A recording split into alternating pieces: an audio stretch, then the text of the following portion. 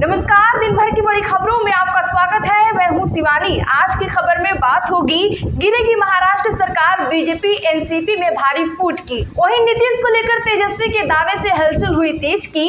इधर तपस्या में लीन होने जा रहे पीएम मोदी की बात होगी। राहुल ने क्यों कहा मोदी बायोलॉजिकल नहीं अवतारी हैं। वहीं पवन सिंह की सभा में खेसारी के आते ही मची तोड़फोड़ की और कांग्रेस का ममता बनर्जी पर तीखा हमला की। साथ ही खबर के अंत में बात होगी, क्या राहुल गांधी जाएंगे जेल, सावरकर बयान पर सही मिली शिकायत की। इसी के साथ आज दिन भर की सभी बड़ी और प्रमुख खबरों को जानेंगे विस्तार से।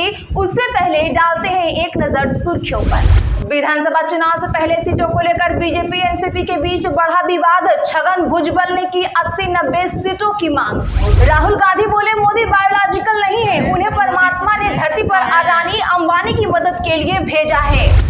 केजरीवाल की जमानत पर तत्काल सुनवाई से सुप्रीम कोर्ट का इनकार, कहा सीजीआई लेंगे फैसला। मेडिकल ग्राउंड पर 7 दिन की बेल बढ़ाने की थी मांग। 4 जून के बाद बड़ा फैसला ले सकते हैं नीतीश कुमार। तेजस्वी यादव के नए दावे से हलचल हुई तेज। प्रियंका गांधी बोली, मेरा दिल हिमाचल में बसता है। कहा पीएम ने चोरों की तरह सरकार गिराने की कोशिश की, खुद को देवता समझते हैं। आचार संहिता उल्लंघन मामले में कोर्ट में पेश हुए चंद्रशेखर मीडिया से बोले, भाजपा और आरएसएस की नीति संविधान के विरुद्ध। लुधियाना में केजरीवाल की बैठक खत्म। व्यापारियों से बोले, मोदी खुद को भगवान समझ रहे हैं, हमारी सरकार में सेटिंग नहीं। आरएसएस पर भी साधा निशाना। एमएसपी की गारंटी पक्की, किसानों को जीएसटी से मिलेगी मुक्ति। कांग्रेस की सरकार बनी तो पंजाब से खरगे ने किया बड़ा वादा। राहुल गांधी का वीडी सावरकर पर विवादित बयान, मामला पुलिस बोली जांच में शिकायत सही मिली। सावरकर के पोते ने मानहानि केस दर्ज कराया है। पवन सिंह की सभा में भीड़ हुई बेकाबू, टूटी कुर्सियां। निर्दलीय प्रत्याशी के समर्थन में पहुंचे खेसारी लाल, कहा एनडीए इंडिया का वोट कार्ड पावर स्टार को जिताइए। इनकी आने वाली पीढ़ी भी 100 बार सोचेगी। सीए को लेकर पीएम मोदी ने कह दी बड़ी बात।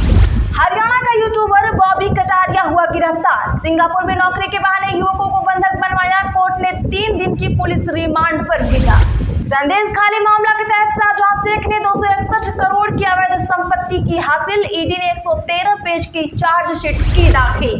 उत्तर प्रदेश के डिप्टी सीएम बोले, राहुल बच्चों वाली हरकतें करते हैं। लालू ने कहा मोदी अवतार नहीं, उनकी विदाई होगी।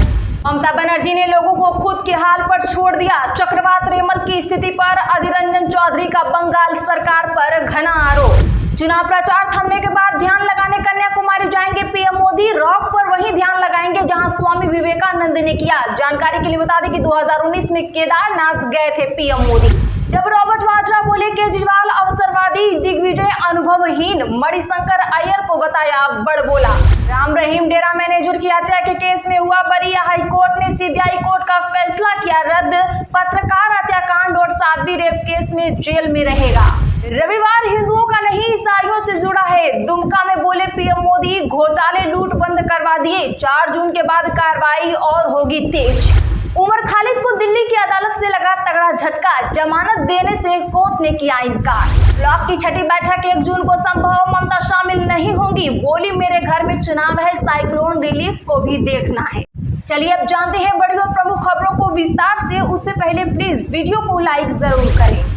चुनाव से पहले सीटों को लेकर बीजेपी एनसीपी के बीच बढ़ा विवाद। छगन भुजबल ने की 80-90 सीटों की मांग। जी हां, आपको बता दें कि महाराष्ट्र के मंत्री और वरिष्ठ रांगपा नेता छगन भुजबल ने आज आगामी विधानसभा चुनाव में अपनी पार्टी के लिए 80 से 90 सीटों की मांग की। हालांकि उनकी इस मांग पर राज्य के उप मुख्यमंत्री देवेंद्र फडणवीस ने कहा कि राज्य में भाजपा सबसे बड़ी पार्टी है और इसलिए वही सबसे ज्यादा सीटों पर चुनाव लड़ेगी। वहीं दूसरी तरफ की बैठक में छगन भुजबल ने बताया कि भाजपा और शिवसेना की गठबंधन में शामिल होने के दौरान उन्हें 80 और 90 सीटें देने का आश्वासन दिया गया था। रांगपा नेता ने कहा, जब हम गठबंधन में शामिल हुए तब हमें चुनाव में लड़ने के लिए 80-90 सीट देने का आश्वासन दिया गया था। हालांकि इस लोकसभा चुनाव में हमें कुछ ही सीटें मिली। हमें उन्हें बताना चाहिए कि हम और अधिक सीटों पर लड़ना चाहते हैं ताकि हम 50 से 60 सीटें जीत सकें।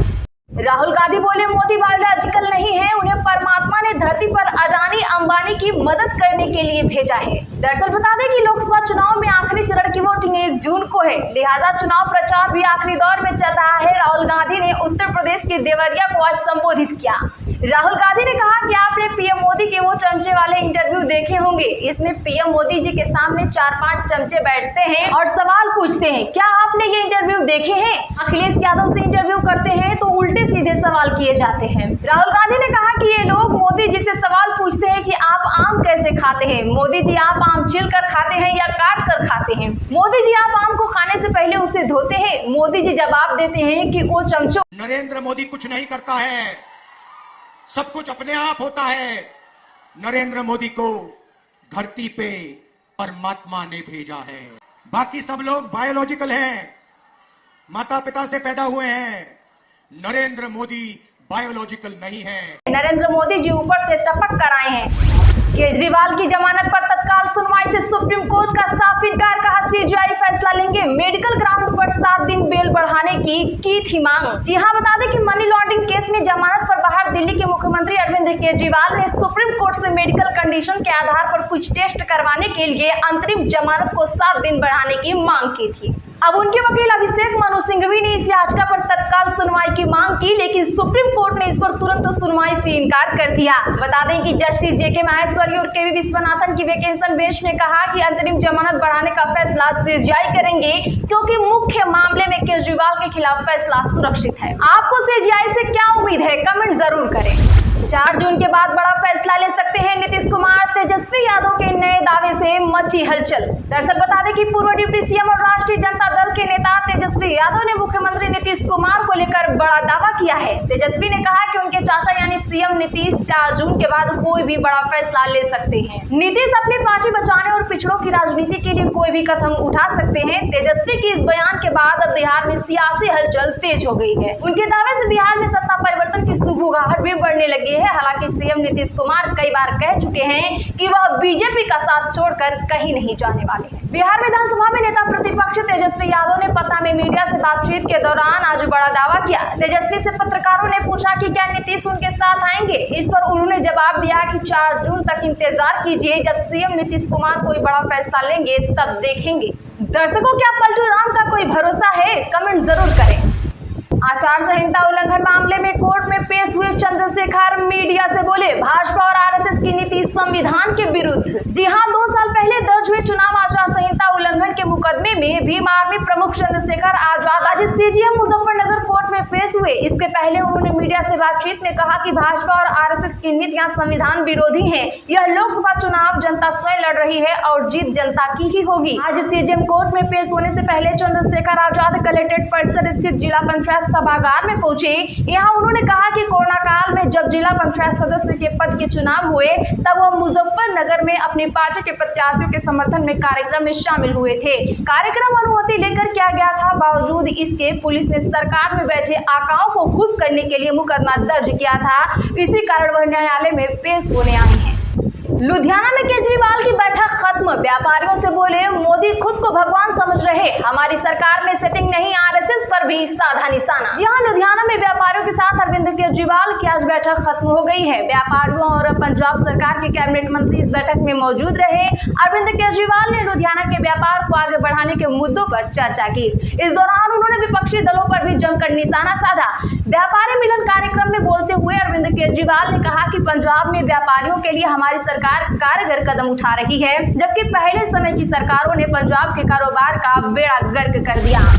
राहुल गांधी का वीडी सावरकर पर विवादित बयान मामला, पुलिस बोली जांच में शिकायत सही मिली। सावरकर के पोते ने मानहानि का केस कराया है दर्ज। दरअसल बता दें कि पुणे पुलिस ने राहुल गांधी पर वीडी सावरकर को बदनाम करने का आरोप लगाने वाली शिकायत को सच बताया है। राहुल गांधी के खिलाफ सावरकर के पोते सत्यायकी ने अप्रैल 2023 में आईपीसी की धारा 499 और 500 में मानहानि का केस दर्ज कराया था। सातिकी का कहना है कि राहुल गांधी के वीडी सावरकर पर मार्च 2023 में दिए गए बयान झूठा और दुर्भाग्यपूर्ण है। अपने बयान में राहुल गांधी ने कहा था कि वीर सावरकर ने अपनी किताब में लिखा है कि उन्होंने और उनके 5-6 दोस्तों ने एक बार एक मुस्लिम व्यक्ति की पिटाई की थी और सावरकर को खुशी महसूस हुई थी। इस मामले में पुणे के विश्राम बाग पुलिस थाने में अप्रैल 2023 में सातिकी ने राहुल गांधी के खिलाफ केस दर्ज कराया था।